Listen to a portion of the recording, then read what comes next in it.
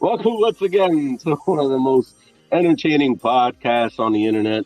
I'm your man, Big Jefe, sitting here with my main dude, Ulika. Today we bring you episode 10. It's Labor Day weekend. Hope you're having a great one. We're going to be telling stories about, continue to be telling stories about what we did together as best friends growing up. I have a couple of them in mind. I know Ulika does too. Hopefully they're not the same.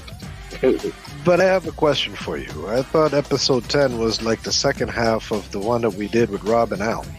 No, I actually made that a 1 hour and 26-minute episode. I didn't cut that in half. So. Oh, I got you. Okay. Yeah. All right, carry on. All right. So, of course, we'll have your favorite segments, notable deaths, off-the-cuff stuff. Jesus Christ. Badass. You're like your deaths, man. Shit. Movie reviews, NFL/Washington football news, and shout-outs. So, let's get it. Let's do it. All right, notable deaths. So today I have legendary college basketball coach John Thompson Sr., who was also kind of like a broadcaster after his career was over. He passed away August 30th at 78 years old, just 3 days before his 79th birthday. He famously coached the Georgetown Hoyas from 1972 to 1999, ending with an amazing record of 122-28 for the Hoyas. They had an unprecedented 14-year streak of NCAA appearances from 1979 to 1992, and they saw 3 Final Four appearances in the national championship in 1984, and almost winning again the very next year. He's won numerous Coach of the Year awards throughout his coaching career. As a player, he was drafted by the NBA, get this, bro, in 1964, right? By the Boston Celtics. And he played only 2 years for them, and both years they won the championship. Isn't that incredible? That's the pros. I suppose that is incredible, bro, because a lot of the stuff that you're saying is all Chinese to me. Well, maybe next thing would be Greek. Let's see. All right, so perhaps. So he also coached the men's USA team in 1988 in the Olympics. I believe that was Seoul, Korea. I'm not sure, though. Do you remember where the 1988 Olympics was? Let me see here. 1988, Los Angeles? No, that was that was 1984. I think that was 84. No, 88. I think it was Los Angeles. Either way, he coached for the men's USA team, and then he was inducted finally in the College Basketball Hall of Fame in 2006. And actually, it's funny because, well, not funny, haha, but funny peculiar, because also of mention, former Major League Baseball star Tom Seaver passed away, and he's a Hall of Famer. He passed away this week at 75 years old. He was a 3-time Cy Young Award winner, which is the award they give to pitchers, and won 311 games in his almost 20-year career. He played for 4 different teams, most notably the New York Mets, where he became a World Series champion in 1969. He was also a 12-time All-Star and won many National League awards along the way. So rest in peace to those incredible men and athletes. Now for some more sports. I know you love sports. Yeah, I guess so. Yeah, if you say so, bro. But I'm doing this for the people, So I understand. It's for the people. I get it. So in National Football League, NFL, and Washington Football Team, WFT news. Washington Football Team, my God. The NFL will be starting soon. In fact, their first game is September 13th, I believe. Maybe it might be before that. I'm not sure. But I know the Washington Football Team's first game is September 13th. I'm looking forward to that. I know some of my friends who are Washington fans. Haskins, the young rookie that we took last year, or 2 years ago, was named the starter. So he'd be the leader of the team. Unfortunately, though, the breaking news out of the camp is that they released running back Adrian Peterson. Peterson is was one of the best running backs of his time. He is still pretty good, actually, but he's 35 years old now. And, that's like grandfather age in sport. Yeah. And, he's way past his expiration date, bro. So especially as a running back, because a lot of them, at about 29, 30, they're done. kind of like Clinton Portis. He was our running back for a while, for like maybe 4 or 5 years, maybe more. And at 30, he was sitting at home retired. So this guy's 35. He's doing amazing things, but he just got cut. Okay. What about the majority stakeholder? Last we spoke of him, you said he was being investigated for all kinds of stuff. Yeah, apparently he's still being investigated, and actually things keep coming up about that. I guess there's another cheerleader that said there was some questionable videos or something that were made of her, probably half nude or whatever, and it was at the request of the owner. So, and then now I think there's some former employees of his. They want him to get in trouble, for it, the paper at least, because it's only fair. So now let's say that he's found guilty of whatever charges and investigations, right? Mm-hmm. What happens to the team itself? I don't know. There has to be some kind of maybe. I mean, is it going to be like the guys from Studio 54 that they sell the nightclub from behind bars? And simultaneously buy a couple of hotels? That's an interesting story. But no, I don't know. If that happened before, it can probably happen again. I'm not sure about that, but I do know that they are still continuing. NFL has taken over the investigation completely, I guess, now, too. So, I don't know. Oh, so it's not even an investigation by law enforcement, it's by the NFL. I think it started that way. I guess I don't know. I read that they took it over. Maybe it doesn't. Maybe they have their own law enforcement. I don't know. It sounds to me like perhaps maybe, and I'm only going based on the information that you're giving. Mm-hmm. But perhaps maybe law enforcement got involved. They found no wrongdoing that's chargeable anyway, and the NFL picked it up because they have a political agenda. Mm-hmm. They want the guy gone. They want him gone? Yeah, I mean, they don't want, a football team called the Washington football team. Right. They got to have something catchy, like the Cowboys. Oh, yeah. You're killing me here, Smalls. You had to mention the Cowboys. All right. Well, that calls for a commercial. See. All right, and stay tuned, peeps, as we go to a quick commercial, and we'll be right back. Have you ever wanted to make your own podcast? Anchor can help. It's free.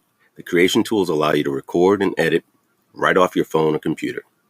Anchor will distribute your podcast for you. It can be heard on Spotify, Apple Podcasts, Google Podcasts, and many more. You can make money from it too, with no minimum listenership. It's everything you need in a podcast in one place. So download the free Anchor app or go to anchor.fm to get started. So we're back like the Terminator said he would be. Anyways. I'll be back. That's right. Did he come back? I don't know if he came back. But anyway. But you know what? Really, we shouldn't say that the Terminator. We should say Schwarzenegger. Right. I'll be back. Get to the chopper. That was his signature line in all his movies. We should have said that. even when he did comedies, with like Danny DeVito, Twins. Twins. And then there was another one that was kind of like a flopper. Mm-hmm. But they always worked it in there where he said, "I'll be back." Yeah, they did, because that was his major thing, signature. But anyway, our main topic this week is some of the adventures that Ulika and I went on and had as teenagers. I figured that would be fun to go through since we did the intro into before we met, into when we met, and I think we didn't go that far after that, did we? So let's. No, we didn't, because you cut me off. I cut you off. You cut me off. You iota.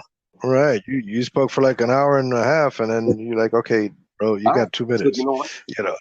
I'll give you the floor. No, it's cool. You go ahead. You come up with what do you remember? Okay. Well, it might be something that you have too. I don't know. Rappelling in Central Park.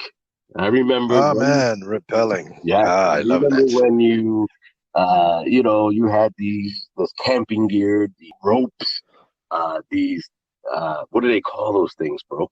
Carabiners. There you go. Carabiners in a figure eight. And I would look at it and say, what the hell are we doing? What's happening here? You would say. I remember. That's it, bro. This is how you do it. You pull the rope back to stop. You push the rope forward in order to go. Now just jump off. We're like, jump off. Jump off, bro. Jump off, bro. That's like far. I'm going to break something. For me, it was. What was it, like 40 feet? 50? More than that? Or less? I think we started off with like 20 feet, maybe 40. I don't know. It was high. In New York, although it was in Central Park, and that is New York City's version of, get out from the city, granite, rock, and stone, concrete, so it's like you don't see very much greenery except for the trees that they have in the middle of that island of Manhattan. Yes, but it was more greenery than I saw in the Bronx. Let me tell you that. Yes. At that time, I had gotten James, which came from your uncle, actually. Right. $50 for James. Yeah. His full name was James Bond, but we always just used to call him James. He was a lab mixed with German Shepherd, and he was the only one out of the litter that looked like a full Shepherd. Yeah, he did. He looked like a amazing dog. He was an amazing dog, and that's where we used to walk him in Central Park. Yep. Now, we never really put him on a leash. He used to just go off on his own, really. Mm-hmm. And he used to see us repelling and stuff, and all of a sudden, he was climbing up and down rocks. That reminds me, bro, when you said he was off the leash, remember that bum that was in Central Park? I do. How could I forget? Well, I'm going to retract that statement. I'm going to say maybe he was a homeless person.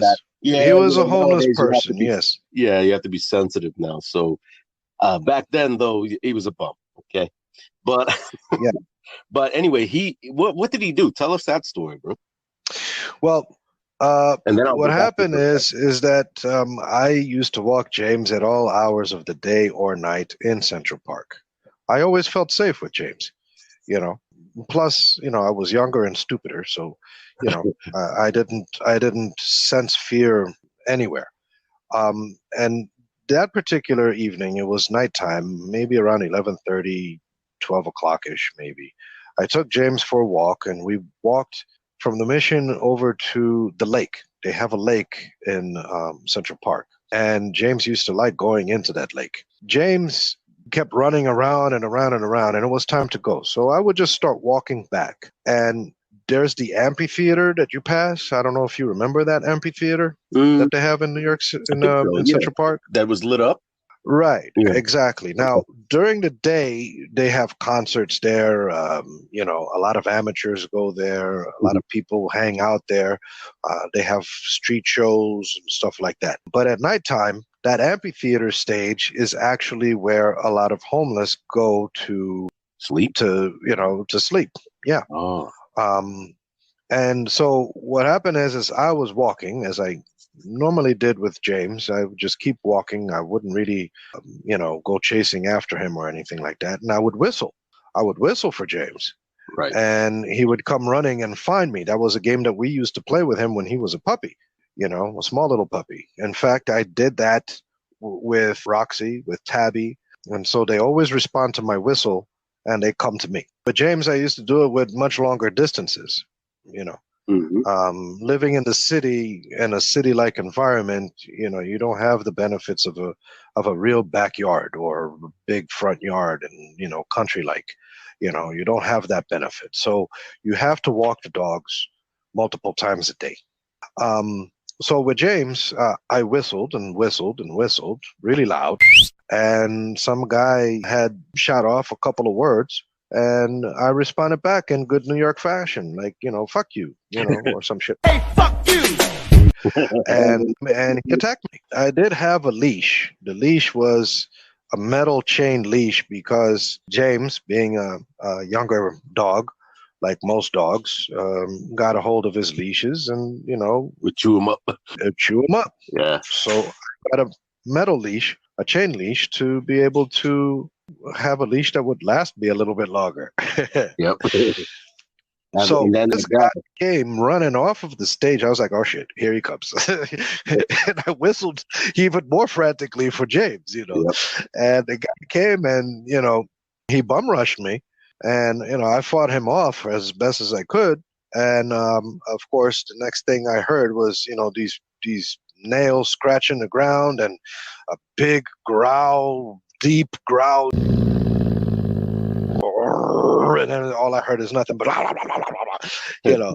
and yeah, he had gotten the guy, and the guy got off of me. So what I did was I hit the guy with that chain leash. Mm-hmm. I mean, that was pretty strong. I mean, he was very muscular and defined and shit. He didn't have a shirt on. And I hit the guy with the leash. I took off running, and I whistled for James, and he came. Yeah. And the guy just, after that, right, he was like, what the fuck is that?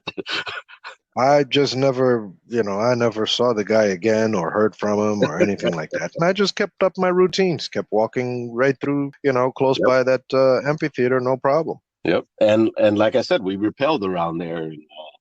And we even did one where it was on, you called it an elevator shaft? Is that what it's called? We called it an elevator shaft. Okay. It was actually a walk bridge over land.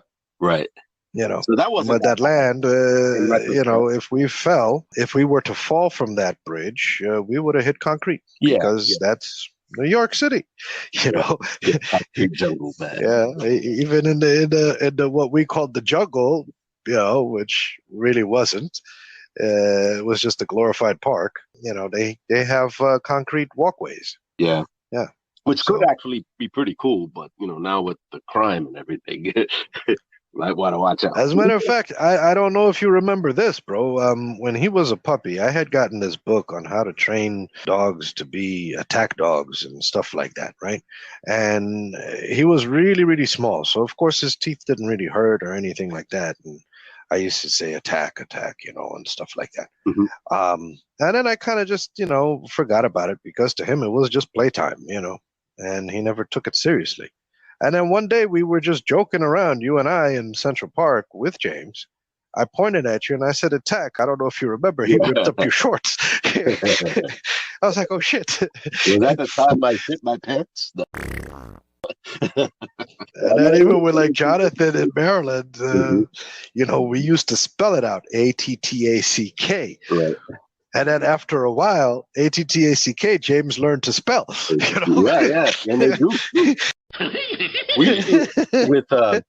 With Tegan as a similar thing. We used to say WALK when we didn't want her to know that, because when you say it, you have to do it.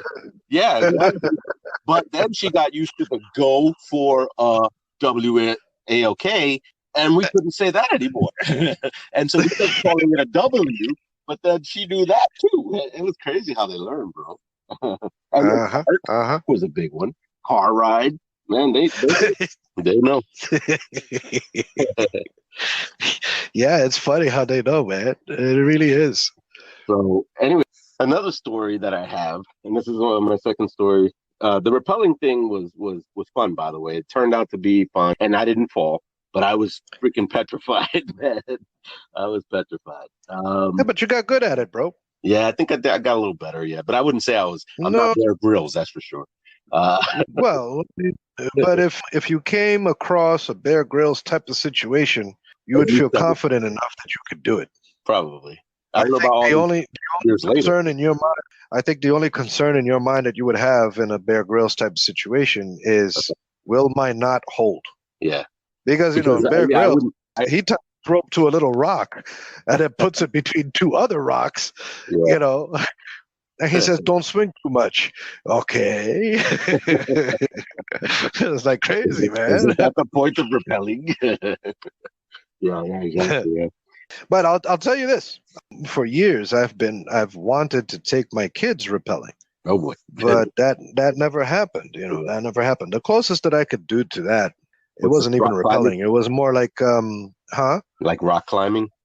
Yeah, it was kind of like rock climbing. They call it bouldering. Mm-hmm. Bouldering, you don't use any kind of lines or ropes or harnesses or anything to hold you, to securely safeguard you, Daniel, when he was younger, He was into a lot of this outdoorsy stuff. And myself, my friend George, and Daniel, we went to, I can't remember the name of the place, but we went hiking there. And there was a stone cliffside, Mhm. you know, that Daniel got excited about, and he wanted to climb up to the top. I didn't want to say no, so I went with him. So I kept him between my chest and the rock face, and I slowly taught him, okay, you got to be careful with this, you got to be careful with that. You want to reach up here, put your left foot there, and he climbed all the way up. And, George was taking pictures and recording the whole thing from the ground. All of a sudden, I didn't see George anymore. George, when I left the military and I started doing cable, he was one of the contractors there, and we kind of just, grew into a friendship. He used to go sailing with me at night. Nice. Oh yeah, ULIKA Yeah. has a boat, by the way, guys. Yeah, Nice. I don't know if I still have it, but yeah, well, I'm hoping to be able to get it. Okay. George saw it, and we're trying to figure out how to get it back. Oh, okay, gotcha. From the marina. I haven't paid the marina in quite some time. Ooh. So they pretty much have collateral. Well, yeah, well, I mean, I was under the impression that they were going to scrap it or sell it or whatever, take out a marina lien on it or something like that. Right. That never happened. So since that never happened, technically, legally, it's still mine. So what I've asked George to do, I spoke with him not too long ago, about maybe a week or two ago, 2 to 3 weeks, maybe a month, maybe 6 weeks. He got into boating because of me, and where he used to say he would never step foot in a sailboat, yeah, because it sails, he needs power and so on and so forth, which is what usually people say. Then he got really intrigued by the science of how to sail, and then as a result, him and his brother, they found a boat for $5,000, $5,500 actually, and that boat going value was around 40,000. Wow. Yeah, I mean, it was a great deal that he found. He's really good at finding great deals. The story with that deal is that the guy that sold it to them, he owned like an elevator interior design companies type of thing. Right. Like you get into these fancy elevators, probably his company designed it and constructed it, And so what happened is the guy got this boat. He put I think it was 45 hours on it or 100 hours on it, which is really not a whole lot for a boat with a twin V8 engine. Wow. And then, he used it basically for a whole summer, maybe 2. And then he put it on his yard at work, and it just kind of sat there. And then from there, what he did was he went and bought himself one of those gigantic RVs. He used that for a year, and bam, he just, sat it there on his yard again. Right. So after a few years, he decided, okay, it's time to get rid of it. He didn't want to just give it away, but, he charged something, symbolic, basically, is what you can say. It's a symbolic, just to say that he sold it. Wow. So the marina where my boat is now is in the same marina that George put his boat in. And at the time, I used to keep my boat at a different marina in the water, pretty much in downtown Baltimore. And the spot that I had it in, it looked like a hole in the wall, but it was the best place to ever have a boat. It was by Nick's Fish House, right overlooking. You can see from the water, you can see NGK factory. Was it good fish? At Nick's Fish House? Oh, yeah, they have great, their specialty is actually crabs, to be honest. Oh, I love crabs. Yeah. And whenever the Ravens played, it was a big to-do. Yeah. And they would do like a tailgate type party, every time the Ravens would play. Yeah. The food was great. And it was actually Nick's Fish House owned the marina. And, there, it didn't really cost very much. It was like $3 per foot, because that's how they charge you for, docking fees, is by the length of your vessel. Yeah, baby. But if I were to take it to one of the nicer marinas, say around, down and around the corner, so to speak, right? Down and around the corner, ocean-wise, it would have been like $18 a foot. Wow. Yeah. So the thing is I was trying to get the boat out of the water at Nick's fish house so that I could work on it and do all these modifications, paint job, and so on and so forth. Give it the wow factor, make it more comfortable, a little bit more performance minded or better performance. And I had all these ideas that I was going to implement. But then, with the gas station closing down, I fell into really hard financial times and I just ended up not doing anything. Now, I took it to George's Marina because they were charging something like $1.75 or $1.50 per foot, which was like half. It was a pretty decent amount of change. I was paying like $175 a month to keep my boat at the marina where I was at Nick's Fish House, and where I took it to, it was like 80. So it was a good savings. Actually, George and I sailed Vita, which is what I named the boat, to this marina. Took us like 5 hours to get there by water. You're in a sailboat. You got to go zigzagging in the direction that you want to go. Yeah. All right.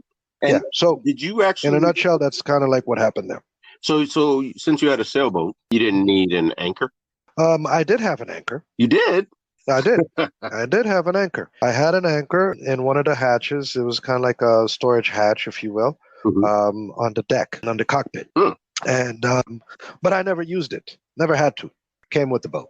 Because that leads me to why we had called ourselves the Anchor Brothers. I know why, but we came up with that term because, well, in my opinion, you liked boats and you were a sea scout, right? Sea explorer, yes. Sea explorer. I'm sorry, sea explorer. Yes, sir.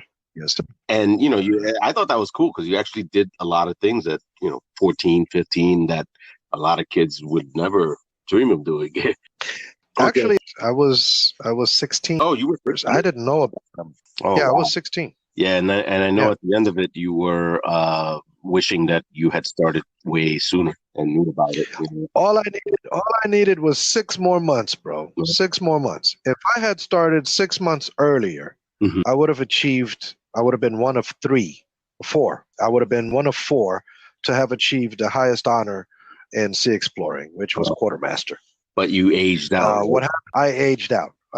My birthday is on May 21st. And the official season didn't really start until around May 25th. That weekend around May 21st, that was usually our rendezvous. That's when we used to compete against other ships. We call them ships. It's kind of like saying company or battalion, right. And we used to do that at SUNY, the New York State University. It's State University of New York. They used to be called the Maritime College, up in the Bronx, actually. Yeah. Yeah, right underneath the Throgs Neck Bridge. Okay, 6 train. Well, I mean, we used to do all kinds of stuff like, sailing regattas, chart plotting, navigation, drills, left face, right face type of drills. And then we used to do emergency drills of water rescue drills, simulated helicopter extractions, Yeah. First aid, CPR, swimming, stuff like that. You did a lot of cool We had a blast. Yeah, and you took me to a couple of those. I guess afternoons that you used to have to meet with them. Remember? I think you. Yes, it was Friday nights. Yep. Friday nights in the evenings. I think we used to start around 6 or 7. Yeah. Those were great. Yeah. Where we used to practice and learn and teach each other. Whole foundation of Boy Scouting. And by the way, for those of you who don't know, Sea Explorers was part of the exploring program of the Boy Scouts of America. And you have Sea Explorers, you have Police Explorers. I think they changed their names to Sea Scouts now, is no longer Sea Explorers. The Police Explorers, I think, are Law Enforcement Explorers now. You have Mountain Explorers. There's a lot of explorers out there. Oh, you have the Air Explorers as well. They actually fly Cessnas. Wow. Yeah, so if any teenagers or maybe even younger are listening out there, go explore the Explorers. Because there's things to learn and things to do. So it's pretty cool. One of my biggest regrets as an adult is not having the time to be able to dedicate to pass forward the experiences that I had as a kid by the adults that, like Dave Mosier, for example. Right. And some of the other parents that used to come in religiously every Friday and make all of our camping trips, go sailing with us, arrange for us to have transportation. I regret not having had that ability when I was a little bit younger, Mm-hmm. but an adult already, you know. Mm-hmm. I am happy to say, though, I don't know if you remember these guys, but Uche Akuba. I remember the name, Uche, yeah. Yeah, he was a dark-skinned guy from, I believe it was Nigeria. Okay. His parents were both doctors. He also became a doctor. Wow, did he? Yes. And he then became a Dave Mosier. Oh, no shit. Cool. He became a Dave Mosier. Yeah. So he had his own, he had his own ship. Yeah. No, he took over 272, ship 272. Oh, That was really? my ship. Yes. Oh. He took it over. Him and Aaron Singh. I don't know if you remember Aaron. He was like Aaron, yeah. Yep. Mm-hmm. Aaron Singh, yeah. Okay. The Indian guy. Or like Indian American guy. Yeah. Now Aaron, I'll tell you this. Mm-hmm. Aaron became a captain when he was like 18. Wow. Aaron started at the Sea Scouts. Yeah. See, at the time, Sea Scouts were from the age of 10, like you would do Boy Scouts, you know, but it started at the age of 10. And when you got to being 14, then you were considered a sea explorer. Right. Okay. And sea explorers, they didn't do Boy Scouting advancement, although they could. Mm-hmm. Okay. So, like, for example, Freddie Chang and Jason Rodriguez, the two of them were able to achieve both of the highest awards in scouting and exploring. That's awesome. So both of them at the same time, no less. Mm-hmm. At the same time, like they set a record. They reached at my final Bridge of Honor. That's when you get all your recognitions. They reached Quartermaster and Eagle Scout at the same time. Jeez. Man, I tell you, you know, I even get choked up. Yeah. And Abraham Quinones, we used to call him Abe. He also did the same thing. Yeah, those were good times for you, right, bro? I remember how proud you were of yourself and how proud I was of you, and you know that you were doing something like that you enjoyed. Yes. Cool. Oh yeah. And you know, I tried to be involved with my son Daniel when he was doing Cub Scouts. Mm-hmm. All that stuff was new to me because I didn't do Cub Scouts or Boy Scouts. Right. You know, I came in too late, and Dave's advice to me was, you know, you have a very short period of time. I would say just concentrate on the sea exploring side of advancement as opposed to demerit badges. But I do remember working with the guys, helping them to achieve their merit badges. Mm-hmm. The funny thing about this story is you were so into the ships and the sailboats and the sailing, and I kind of wasn't, right? And you joined the Navy. I used to talk about the Navy and Marine all the time. You're like, oh man, you're stupid for wanting to do that. That next thing I know is like, bro, I joined the Navy. It's like, what? And you were like, what? Yeah, like 17. You know, you did the delayed entry program. Yes. Yeah. And I was so proud of you for doing that. And that night at my place, us being us, you know, stupid, you know, we decided we wanted to get anchors. That's what my story was going to be. Go ahead, though. Yeah. We decided we wanted to get anchor tattoos. Yes. But then we kind of felt, you know, back then, if you had a tattoo, you know, you were considered to be a marginal type of individual, you know. So we didn't stand out too much. Yeah. So what we opted to do is to just carve anchors into our arms with an X-Acto knife. To this day, I have to write that down as an identifier because it actually stick out a little bit. So like if I show up dead or something, they could identify me as the right upper arm scar of an anchor. Yes, indeed. And I remember you being not too happy with me because I didn't want to hurt you, so I didn't do it very hard. Yeah, you didn't go very deep, and so now yours looks like not really existent, I guess. Yeah, not really existent. Yeah. So sorry. You know, so sorry. But I remember you were just going at mine, bro. That's why mine is there so deep in there. But bro, to me that was a work of art, man. I did a great job on that one. Yeah, my kids like it. They go, you got a tattoo? I was like, well, it's sort of a tattoo. Yeah, we just didn't put ink into it. Yeah. Yep. But yeah, that was something crazy that we did. But when we went to sleep that night and then woke up, there was blood in the form of anchor. Blood on the sheets all over the place. Yeah. We used toilet paper to stop the bleeding. We were crazy. I think we were 16, 17. So I think we were 17. Yeah. So you had. that was when you were 17. that was That's when we exactly did the that. story that definitely sticks out in my mind. So part of the stuff we did was part of off the cuff stuff right now. We kind of went on and talked about some things, but do you have anything else? Maybe off the cuff stuff that we did back then? One of the things that you used to accompany me and Tom on, I don't think you really enjoyed it much, but it was in a way kind of relaxing. I've always been into helicopters too. Right. And that goes way back to the 7th grade, but I could get that at another time. And we used to go and watch the helicopters take off and land on the East River, right, in Midtown, next to the Queensboro Bridge. That was actually something that I introduced you guys to, because I used to do it when I lived across the way on Roosevelt Island. Yeah. A funny story about that too. My mom had gone to Moscow. I don't remember if it was on vacation or went to go visit friends or went on business. Either way, she brought me back a whole bunch of gifts from Moscow. One of the gifts that she brought me back was a Russian pair of binoculars. Okay. And my bedroom window used to face the river, so I can clearly see the helicopters come and land and take off. And one day I decided I was going to go to the roof to be able to see it better. And I took my binoculars with me. I didn't know how paranoid law enforcement is in New York City. They see someone on the roof, it's a big problem. More so, they see someone on the roof, they caught me there, right? And, of course, they take away everything that you got, and they want to put you in cuffs and off to the side and, start asking you all kinds of questions. And one of the questions, this is during the Cold War, one of the questions that they asked me was, how come you have, what's this writing on this binoculars? I said, oh, that's Russian. Oh, no. Instead of telling them my mom got it for me when she was in Moscow, I said I got it from Moscow. Like so, this is the Russian Cold War, Exactly. The eagle and the bear,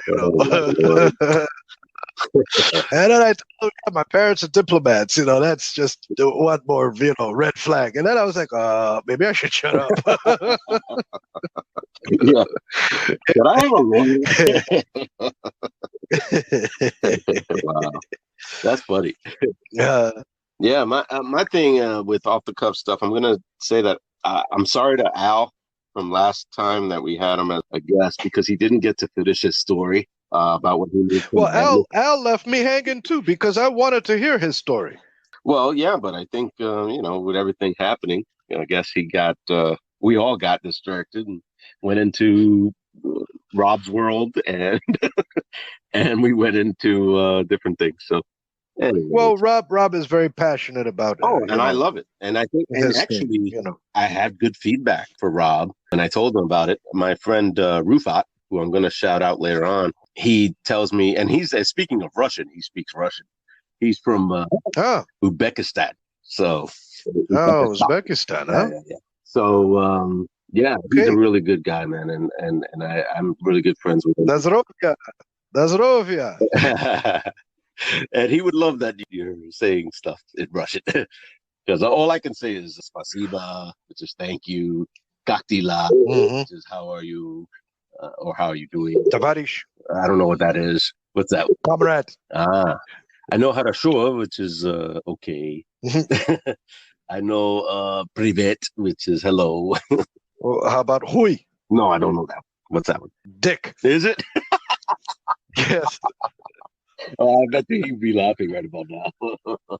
So, I just wanted to say sorry to Al. I feel bad. So, we'll send you an invitation to our show again, and you can come back and finish the story, because I wanted to hear how that ended. And I also want to talk about doing something else. You like to give advice, right? Well, it's not so much that I like. Well, yes, I guess I do.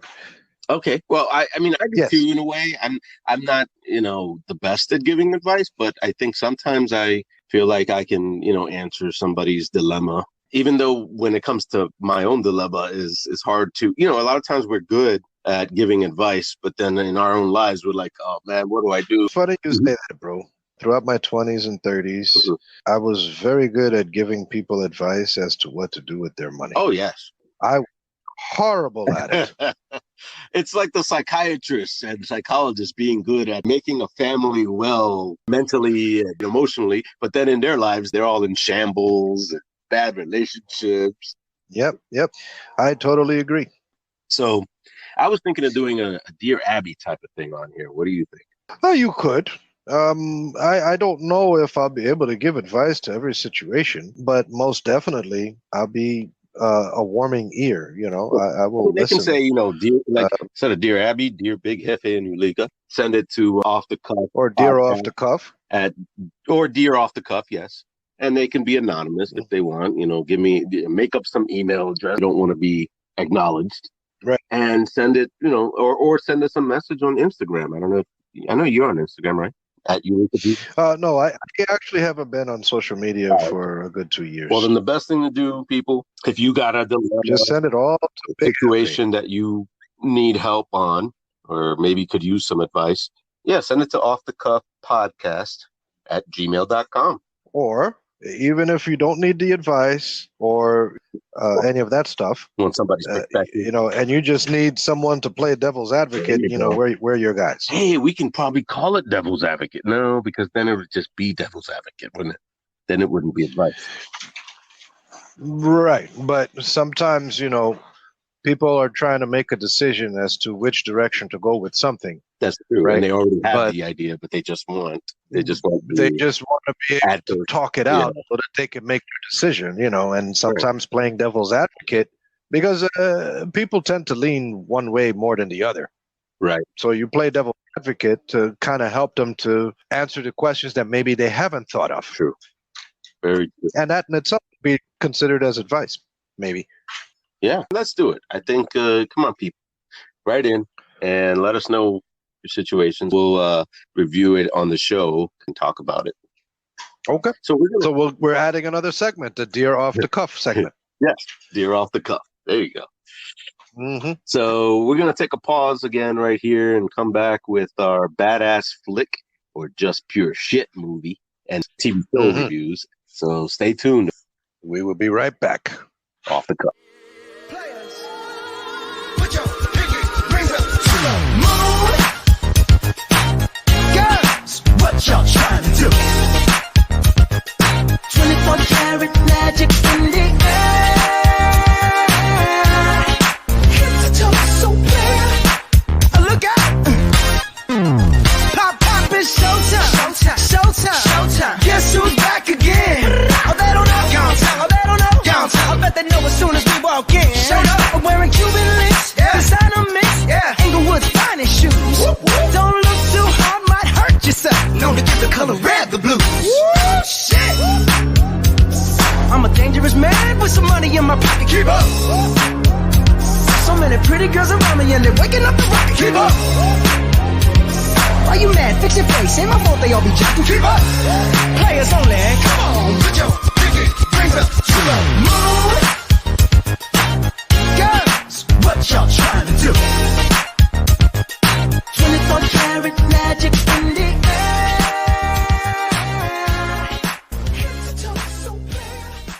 Okay, so we're back. Now let's do our movie and TV show reviews. Like you said, bro. Badass flick or what? Pure shit. Yeah. Just pure shit. All right. So I just watched this new movie last night called The Rental. Okay. It's I don't know if you know who Dave Franco is, but James Franco is a pretty popular actor who is also the brother of Dave Franco.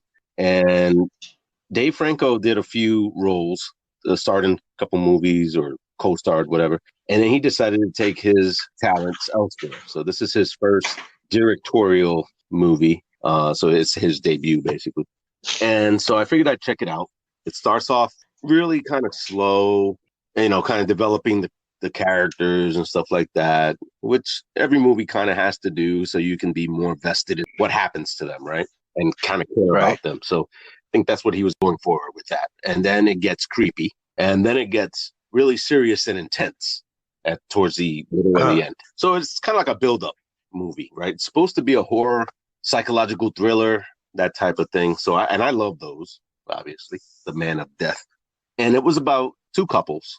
They decide to rent a vacation home together, just for fun. Actually, they're celebrating. They're celebrating something at work or something. So there's like the two couples. One of the ladies in the couple is partners with the guy in the other couple, and they're celebrating what happened at work. I guess they're doing well. And so it's a weekend getaway. Let's just say they get way more than they bargained for. It's not original, the movie, but it reminds me, I think it will remind people of other voyeur movies out there. If you know what a voyeur is, I'm pretty sure a lot of you do. It's just someone who likes to watch other people for like their sexual pleasure or their distress, and they get a freaking hard on off of that. You know what I mean?